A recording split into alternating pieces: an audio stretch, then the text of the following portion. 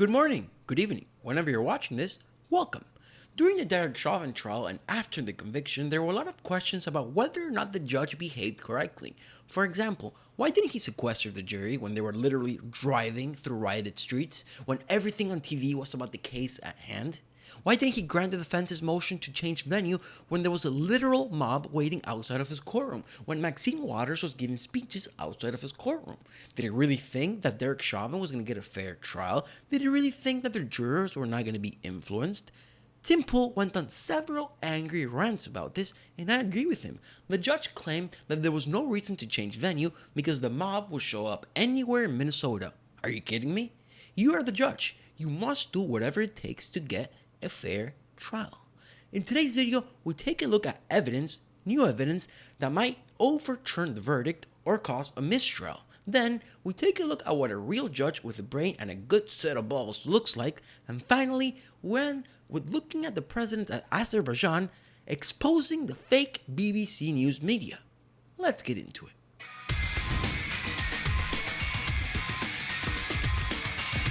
Recently, it has come to light that one of the jurors in the Chauvin trial lied during the jury selection process. He claimed that he never attended a BLM protest, yet pictures of him at a George Floyd police brutality protest have emerged.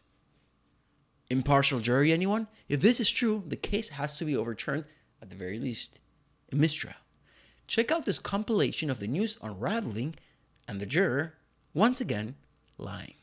I attended any protests for George Floyd or anything for police brutality, my answer was no because I hadn't. This particular march was more so for voting, voter registration, getting people out to get out and vote for the presidential election that was upcoming a couple months afterward. And this was the only one that you attended? Correct. This is the only thing I attended. So you did not attend the protests on behalf of George Floyd or anything like that? No, I didn't. Did none of that. Well, that's a pretty open-ended question, and the march that he went to, which was on August 28th, 2020, was specifically about police brutality. In fact, it was partly advertised as "Get Your Knee Off Our Necks," and it had speakers with the Floyd family, Breonna Taylor, and Jacob Blake. Well, John, it was billed as the Get Your Knee Off Our Necks March, and organizers say it was necessary to come back to Washington, D.C. on this historic day to demand change. Our next commitment march begins. Yeah, this march on Washington is in protest of police brutality and will be attended by the families of George Floyd, Breonna Taylor, Eric Garner, and many others. Derek Chauvin did not get a fair trial no matter which way you look at it, and part of that fault lies with the judge. To cleanse our palates of the shitty taste this judge left in our mouths, let's take a look at a real judge. A judge who stands up to the woke mob. A judge who accepts no nonsense in his courtroom. Enjoy. He's running from the scene because shots are being fired. Right. And he's got in a light holster. of what's And he's got a happening holster on. Got it. Your Honor, Sir, in light of what's happening in this country, with unarmed black men being killed by police, Don't hand me that. Don't him hand me running that. from shots being Don't fired even go is a down that very road. reasonable I'm not going to let you response. go down that road. That is so off base. We've got a young man. I don't care what color he is. He's in a neighborhood he doesn't live in at 1:41 in the morning, hiding on under somebody's dock in the water with a holster on after a police officer had a shot taken at him. Don't hand me this. He's a black man running from police brutality. Look, that is not appropriate in this case. That's not there. I'm not going to let you poison this case with bringing in something that has nothing to do with it. Your bond's $100,000 on count 3 and $100,000 on count 4. How's that for a judge? I would have also held a lawyer in contempt for trying to manipulate the court with fake facts. There is no epidemic of black unarmed men being shot by police. The real number was between 15 and 18 last year, yet CNN watchers will tell you it's in the thousands because #CNN fake news. Now, of course, we shouldn't berate only CNN when it comes to being fake news media. Across the pond, the good lads at the BBC are just as leftist, elitist, and fake news as CNN. Now, I'm not going to lie to you, I know nothing about the president of Azerbaijan. He may be a dictator, he may be a killer, I don't know. But it doesn't take away from when he tells the truth, when he exposes the truth. And that's exactly what he did in his interview with the BBC. He exposed them for the fake media narrative-driven entity that they are. Check it out. There have been no restrictions. And the number of internet users in Azerbaijan is more than 80%. Can you imagine the restriction of media in a country where internet is free, there is no censorship, and there are 80% of internet users? We have millions of people on Facebook. How can you say that we don't have free media? This is, again, a biased approach.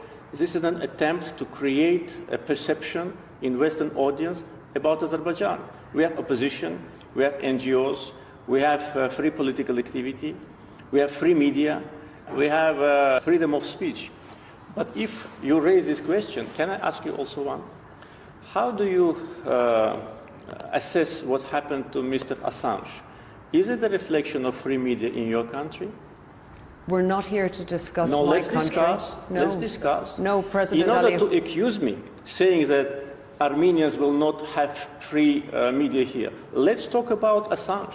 How many years he spent in Ecuadorian embassy? And for what? And where is he now? For journalistic activity. You kept that person hostage, actually killing him morally and physically.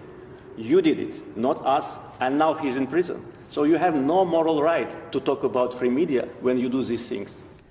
Returning to the conflict, how long... better return to the conflict, because this is not what you like.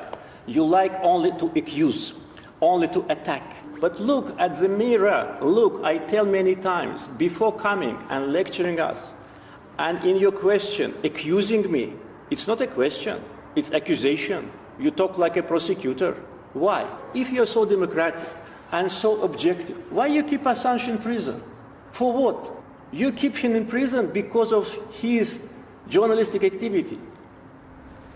I'm not keeping him in prison, President Aliyev. The interviewer was definitely not expecting that, and I love when that happens. Now, what's happening to Julian Assange, it's a crime no matter how you look at it. The guy is a journalist. He's been held in the most inhumane, well, not the most inhumane, I suppose that's in China. But what's happening to Julian Assange is awful, should be stopped, all charges dropped, and he should be celebrated as a hero. That's it for today. It was a short video. Thank you for watching. Don't forget to like, subscribe, follow me on Twitter, follow me on BitChute, the Instagrams, all the social medias. Thank you for your time. See you next time.